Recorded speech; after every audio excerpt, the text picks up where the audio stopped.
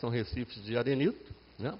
Não são de corais, é esse lá do litoral de Pernambuco, como também o do estado do Rio de Janeiro, esse aqui de Jaconé, Maricá, por ali também tem, mas a gente chama de beach rocks, né? Que na verdade não tem nada a ver com a formação de corais. Abrolhos sim, mas esses ali do litoral de Pernambuco, não. São antigas linhas de praia e tudo. Bom, pode passar. Só para mostrar, não estou querendo um autoelogio, não, mas eu estou ali no cantinho. É que essas fotos, são 76, se não me engano, fotografias, estavam montadas, né, em placas de papelão, ali, só que elas estavam mal localizadas no DGP. Estavam escondidas embaixo de uma pia, um armário embaixo da pia. Certamente a umidade. E as fotos que eu, curioso, abrindo aqueles armários de uma das salas, dependências do DGP, com a ajuda da Maria Elizabeth Zucoloto, que deve estar nos assistindo, consegui resgatar esse material. E aí comecei a trabalhar no sentido de fazer o salvamento dessas fotos, que eu vi logo que era extremamente importante, até porque o autor era o Marco Ferreira e era da Comissão Geológica do Império. Aí, o que acontece? Vazou a informação, a imprensa foi em cima, tá? E começou a sair notícia no jornal, na televisão, etc. Tal, que era tudo que eu queria. Sabe para quê? Para conseguir recursos para fazer o salvamento desse material importante, dessa coleção importante. Precisava de dinheiro. A Funarte ficou sabendo pela imprensa, isso aí algum recortezinho de jornal ou de revista, a Funarte ficou sabendo, Funarte é a Fundação de Arte, né? E eles têm um procedimento de salvamento de fotografias muito bem montado, um espetáculo de trabalho que eles fazem lá, e eles me procuraram, se ofereceram para fazer esse trabalho. Mas eles não iam cobrar nada, enquanto funcionários públicos, mas tem a despesa de material. Precisava de um dinheiro. E aí a gente conseguiu, graças a toda essa divulgação, a Fundação José Bonifácio patrocinou o custo. O que foi feito? Foi feito todo o trabalho de, como é que se diz, resgate mesmo, né? As fotos foram salvas, né?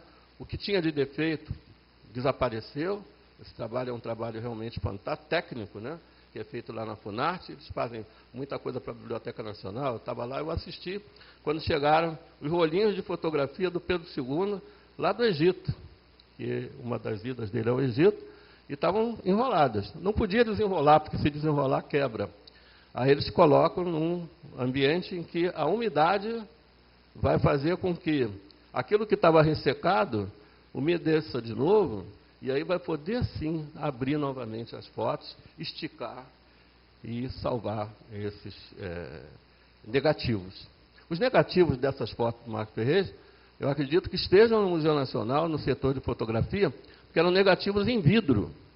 E lá tem muitos negativos em vidro, é possível que essas fotos estejam lá, os negativos dessas fotos estão lá. Eu consegui fazer o salvamento do que já estava... como é que se diz? O que já estava, me ajudem aí, que já não é mais o negativo, já estava, tem nenhum fotógrafo aí não para falar o termo? Revelado, isso aí, já estava revelado. Então tem ali algumas fotos e tal, eu estou ali no cantinho, porque o jornalista quis me colocar, infelizmente, mas a ideia é essa, mostrar que a coleção do Marcos Ferreira no Museu Nacional, eu acho que talvez seja a única que ainda está fora da Fundação Moreira Salles, porque todas as outras estão na Fundação Moreira Salles.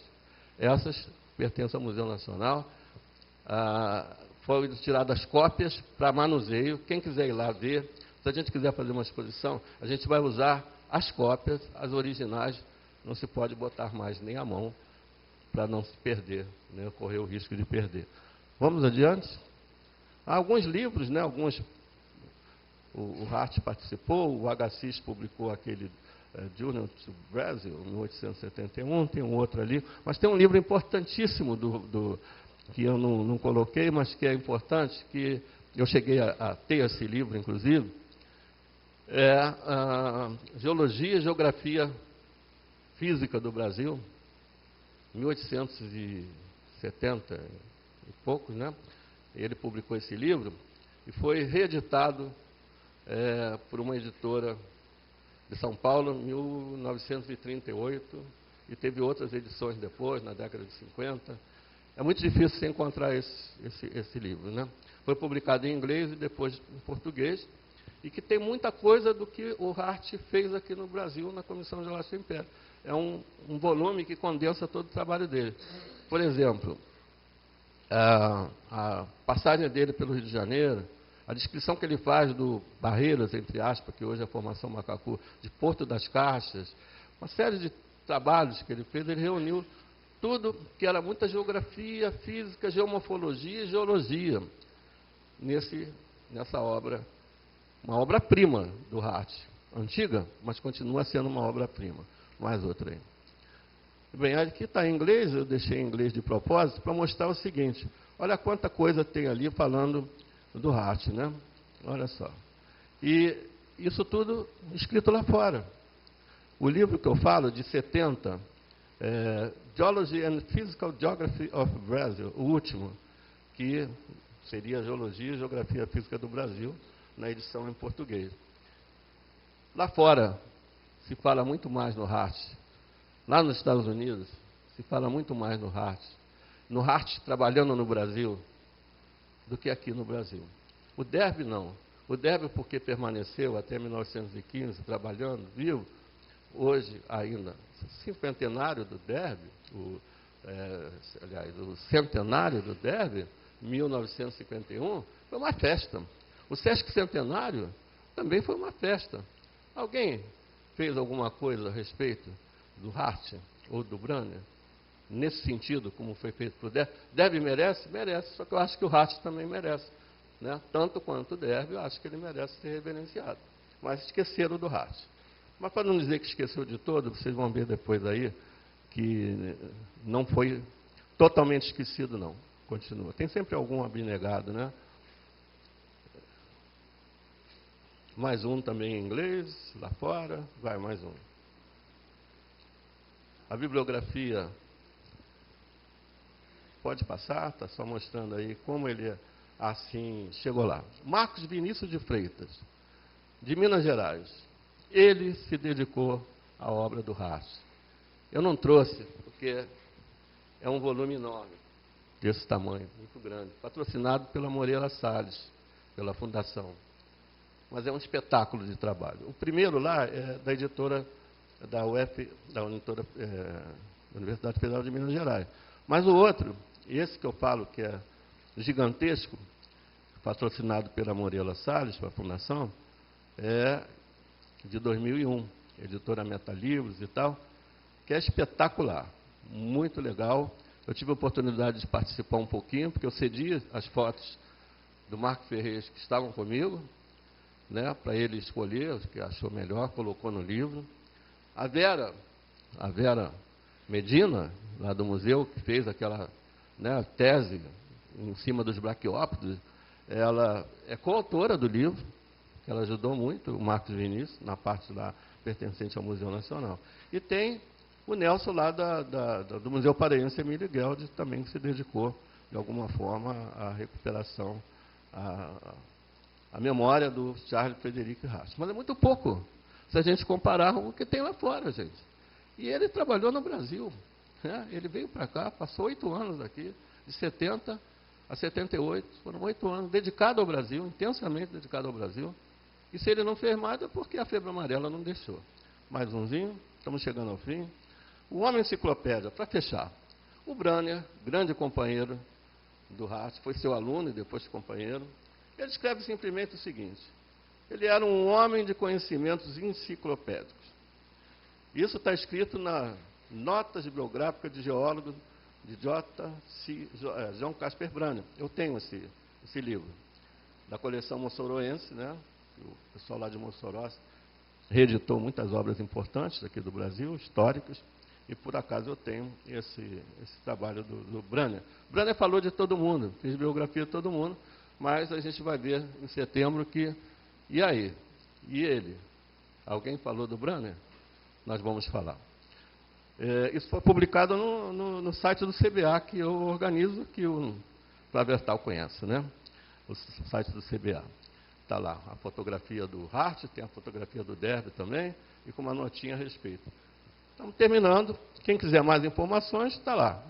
O meu e-mail, no Yahoo, no Gmail. Tem até o Twitter, né? Se quiser também um blog, tem lá o Informativo CBA, Blogspot, e tem até o Facebook do Benedito Rodrigues. Está aí, à disposição. Quem quiser, pode me procurar. Eu estou ao dispor para mais alguma informação. Eu vou passar agora para o José Ribamar dar continuidade e encerrar, então, o nosso evento de hoje sobre o Hart.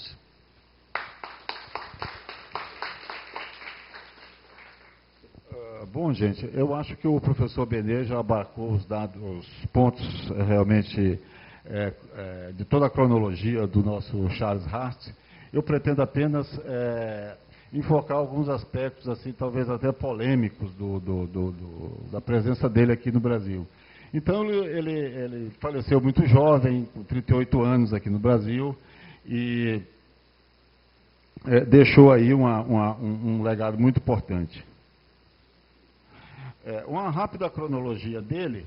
Então, ele nasceu em 1840, faleceu no Rio de Janeiro em 1878, 23/8, hoje está completando o ano. Esteve em 1865 com a expedição Thayer, a primeira expedição.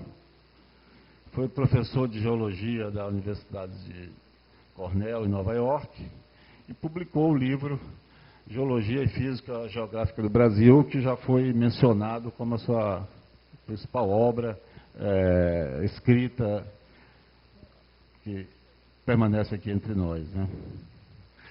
O contexto em que essas duas expedições, das quais ele participou, envolvia a teoria da evolução do Charles Darwin, porque essa teoria foi divulgada em 1859 e havia várias polêmicas a respeito, e essas expedições foram utilizadas nesse sentido. Principalmente a primeira, que foi chefiada pelo Louis Agassiz, que tinha a missão de tentar derrubar essa teoria nessa vinda ao Brasil. Então, esse é um dos assuntos bastante polêmico dessa primeira expedição. E na segunda expedição, a expedição Morgan, ele já veio aqui chefiando a expedição e já tratou de talvez mudar um pouco a sua posição em relação ao período anterior. Então, a motivação da primeira viagem seria contrapor a teoria da evolução do Charles Darwin, que de 1859, no contexto do debate já do criacionismo e do evolucionismo. Essas duas correntes se debatiam, então, já desde aquela época, e o Louis Agassiz era um adepto fervoroso da questão do criacionismo. E ele usou o catastrofismo, que era uma corrente geológica, para levantar argumentos que pudessem derrubar as teorias do Charles Darwin. Para isso, havia na época um fenômeno que era muito estudado na geologia daquele tempo, que era um fenômeno chamado de drift. Esse drift significava que você teria camadas na superfície da Terra que não tinha a ver com o seu substrato. Ou seja, era um material que era transportado para determinadas áreas e foi utilizado para que pudesse se contrapor com a ideia do Charles Darwin num processo, numa teoria que ficou conhecida como a teoria das geleiras. Os catastrofistas tinham a visão de que a Terra estava sucessivamente sendo digamos assim, devastada por processo geológico, seja vulcanismo, sejam terremotos. E no caso do Lois Agassiz, ele achava que essa ação era uma ação decorrente de geleiras. E veio para o Brasil com esse objetivo, de detectar, de descrever feições que pudessem ser relacionadas com a teoria da geleira. Ele era suíço, estava acostumado com essas feições nos Alpes, né? Veio aqui, então, com esse objetivo, né? Chegou como a teoria envolvia mecanismos que estavam acontecendo no planeta como um todo, né? Planeta como um todo, essas feições teriam que estar em todo lugar.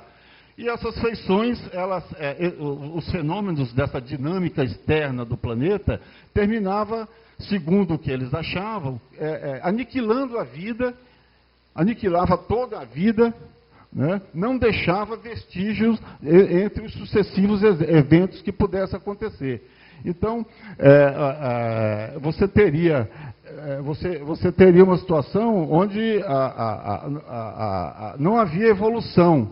Sempre você teria fenômenos que interrompiam a vida naquele momento, não deixavam vestígios, e aproveitando aí os períodos glaciais e os períodos interglaciais, né? E ele chegou, dentro desse contexto, a ver feições desse tipo no Rio de Janeiro e na Amazônia, né? Com isso, ele justificava que havia um catastrofismo, que a vida estava sempre interrompida, não deixava vestígio, e com isso não havia evolução, né? Não teria como evoluir se a vida estava sempre sendo interrompida, né? E não continuava para frente, que era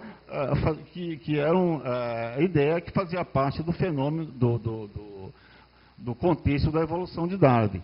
Então, o Hart concordou com isso na primeira expedição, né?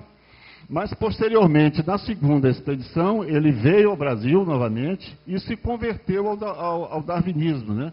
Derrubando a tese das geleiras no Amazonas, onde o Agassiz teria confundido terrenos paleozoicos como sendo de origem glacial. E esse feito do Hart foi rapidamente reconhecido pela comunidade científica e essa ideia não prosperou.